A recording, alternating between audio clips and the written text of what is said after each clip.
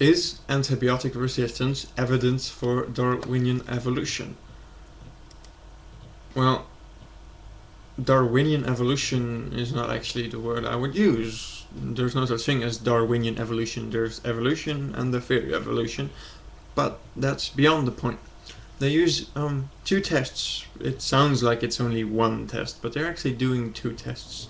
The first, they put the parent strain of bacteria in a medium that has an antibacterial substance, and it mutates. It creates new fragment of DNA and a new fragment of gene, or it changes the gene, and that allows it to survive in that antibacterial solution. So you pretty much have a new bacteria that is mostly the same as the mother strain, the parent strain, but has a small difference, namely that it can survive in the solution with the antibacterial properties.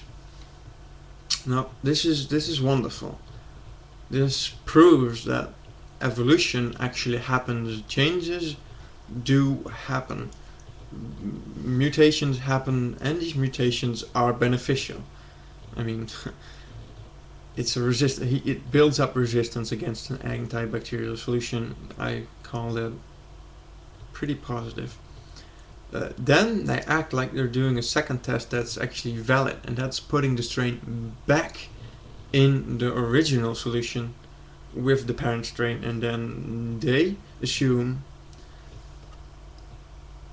that the new strain should have been, well, better, stronger, more fit than the parent strain. But actual evolutionary theory refutes this already, because it's just not logical. If you have a strain and it's adapted to live in a certain environment, and this environment in this case is an environment with an antibacterial solution, it adapts to survive in that. It focuses a lot of energy to survive against that antibacterial solution. Then if you put it back, it still has this ability to survive in the antibacterial solution. It will still put energy into this, and thus it will be weaker in the normal solution. With the parent strain. This is logical. This is normal. This is what we expect. And the only point really is that the first part of the test, the first test really, they showed that there was a genetic change, and there was an evolutionary change. So they've proven that.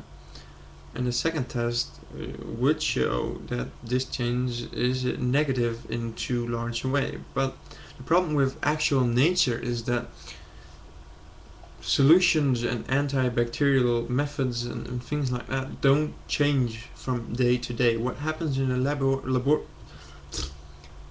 laboratory what happens in a laboratory is like on a day-by-day basis. You let them grow, you put them in a different solution. You let them grow, you put them in a different solution, and you test how they respond. But in an actual natural environment, if you have that same antibacterial solution in the natural environment, then the bacteria which will survive in that will be strong. It will be stronger than any other bacteria, and if you leave it in there for a long while, it will adapt more and more and become even stronger. And then after a while, if you put the parent strain in there again, you'll notice that the parent strain, if part of it survives and builds up a change that will allow it to resist as well, is in fact weaker with that resistance than the strain we put in that earlier.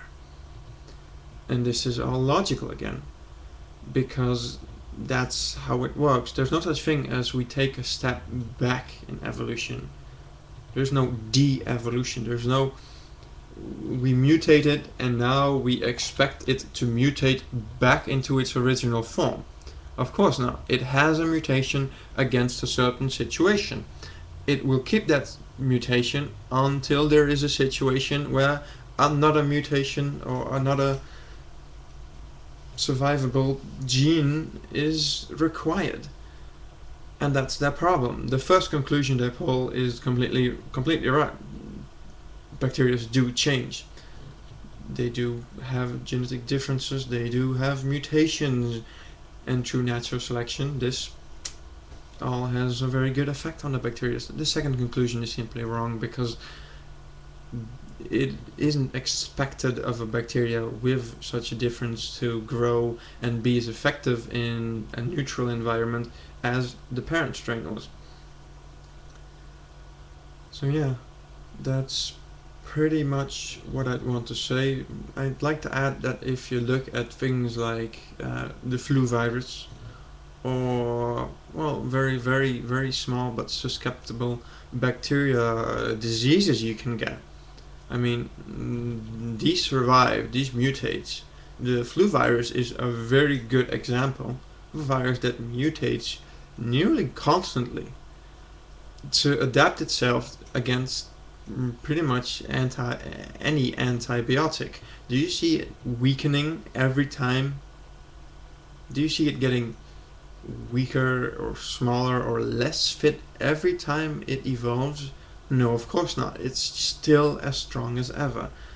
Meaning that this evolved state, every evolution does not decrease its fitness because it adapts to the new environment it is in, namely an environment with a hostile solution.